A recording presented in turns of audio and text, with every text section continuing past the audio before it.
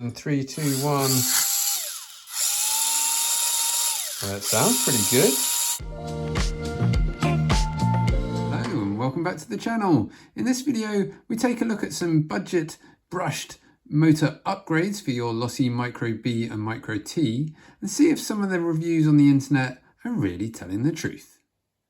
Okay, so tonight we've got buggy racing night and I thought I would try the new Injora 45 turn motor.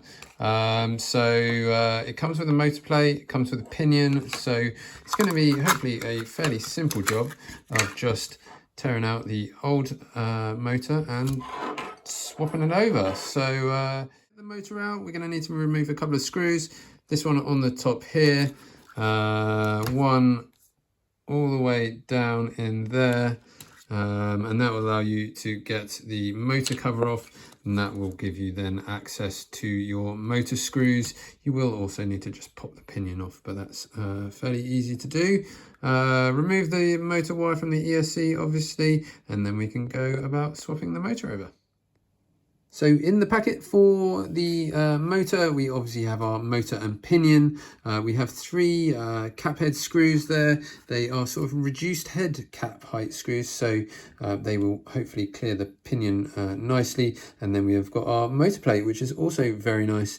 It's got the elongated holes there, so we can adjust pinion mesh, and it will allow us to throw a couple of different size pinions on there, which will always be handy. So yeah, let's get that now fitted up. Okay, so there we have it. The Injora 45 turn motor is all installed. We have the gear mesh set and checked. What you're looking for is just a very small amount of play between the 2 gears. They do not want to be firmly meshed together, or you will generate too much friction, too much heat, and overstress the motor and probably the ESC as well. So just really pay attention to that. Make sure you have it set just right and you hopefully will be fine. So we'll get the motor cover back on, get those few screws put back in, give it a test, and then we will be heading to the track. It is time for the moment of truth. Let's turn the car on. Transmitter is already on, and 3, 2, 1. That sounds pretty good. Tell you what, let's just pop a rear wheel off, pop my little motor, my little wheel plate on the rear wheel there, and we will just run the tachometer on that wheel and see what RPM we're getting. Okay, so I'm going to try and do this one-handed. I have got a little disc here which I've 3D printed with a little reflective strip on there. I have my tachometer and I have my transmitter here in my hand set to 100%. So in 3, 2, 1, let's give this a go. And we are getting 5,400, 5,500. Around 5,500 RPM.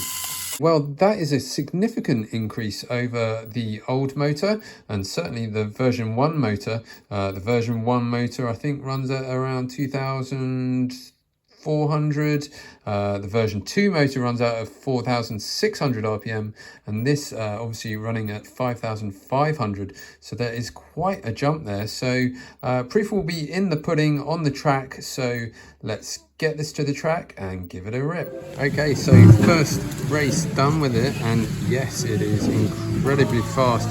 I am slightly worried about the temperature that the motor is getting. It is almost too hot to touch, but we'll run it again in another couple of rounds and see how we go.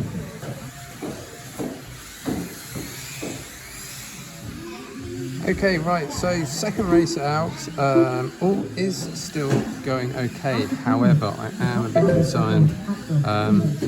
The temperature of the motor is getting incredibly hot to the point where I can actually smell it going around the track.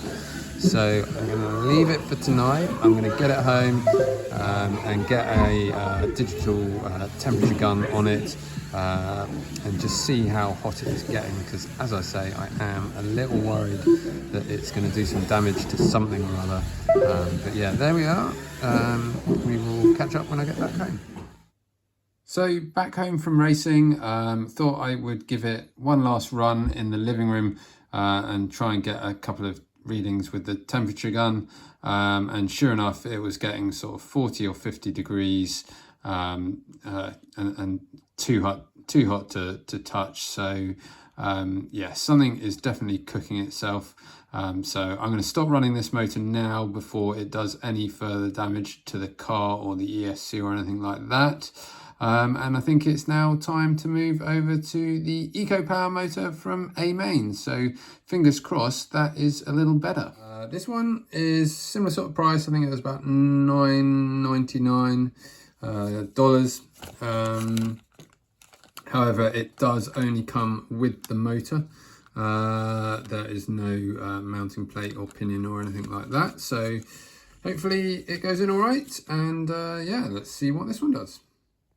So as we had issues with the Injora motor overheating, what I'm going to do, give this one a little bit more of a chance. Just going to pop the sticker off and then throw it in the car. Pinion is all meshed. We're looking good. So the moment of truth, let's power it on.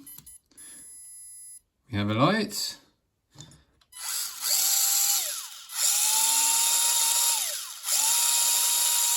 And there you go. Now before we go on the track with it, let's just pop that rear wheel off and use the tachometer just to get a gauge on the RPM.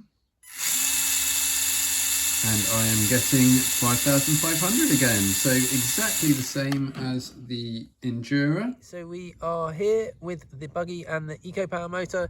I haven't got any racing coming up soon, so I've set up a small track in the garden. Let's see how it does. Okay, well, that didn't last very long. Probably less than 2 or 3 minutes, and we have come to a stop. All power has gone. It sounds like the motor is just spinning in the pinion. So pop it apart, see if that is the case, and try and figure something out. Okay then, so yes, I have had the pinion off and it was incredibly loose on the motor shaft there. Now, I did think it when it slid on there originally, it went on there rather easy. So although this is not, well, a major issue, the problem is there just aren't many options for pinions at the moment. I think I'm right in saying it's something like you have to buy the whole entire gearbox just to get a pinion, which is obviously not really a sensible option.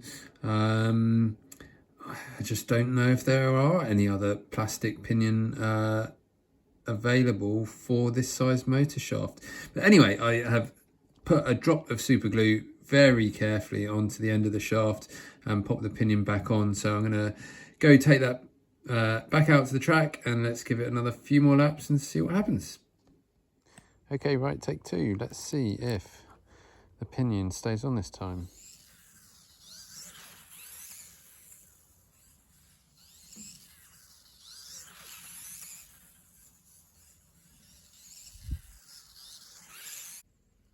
Okay, so we are back out here, second battery.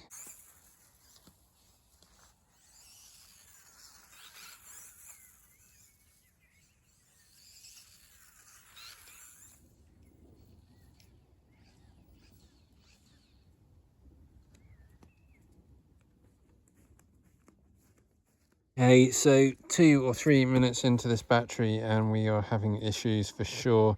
It went down to, I don't know, quarter speed. Engine braking suddenly increased a huge amount. So yeah, unfortunately, I think we're having similar issues.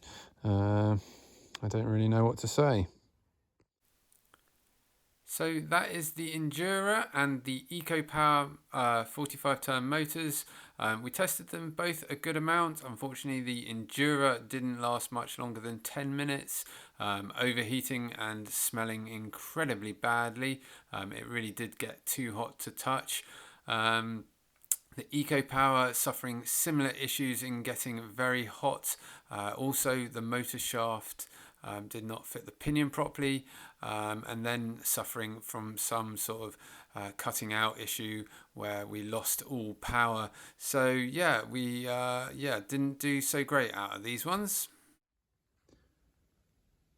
So since filming this video, I reached out to A-Main Hobbies and Injora regarding the issues with these motors. A-Main Hobbies gave me a full refund for the 3 motors that have had issues that I was testing. So that is very good.